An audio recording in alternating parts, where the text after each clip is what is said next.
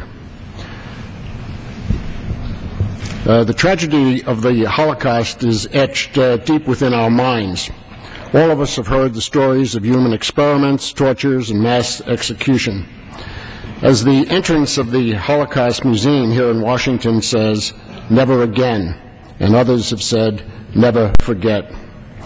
Sadly, we are provided with a powerful reminder this past week in my district that anti-Semitism is very much in our midst. 73 years later to the day, the events of Kristallnacht, the night of broken glass, were replayed in my district. Cars were burned and anti-Semitic scrawlings left on property. Today, we know the consequences of inaction.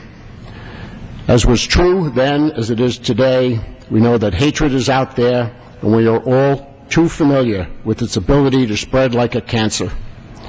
10 million people died at the hands of the Nazis, including 6 million Jews. This indiscriminate murder is beyond comprehension. It is unfathomable. And while Hitler and his Nazi henchmen coordinated this horrific event, they were not alone, and others who aided, abetted, and profited from this crime should be held accountable. This morning I will be joining my colleague, Ileana Ross-Layton, Chairman of the Foreign Relations Committee, who is holding a hearing on two important pieces of legislation, which would make and hold accountable those entities that aided in the Holocaust. The Holocaust Rail Justice Act would make the French-owned rail company, SNCF, which transported Jews in appalling conditions from France to Germany, liable for damages. I am proud to be co-sponsor of this bill. For a generation, Holocaust victims and survivors have been denied justice through a legal loophole barring lawsuits against sovereign entities.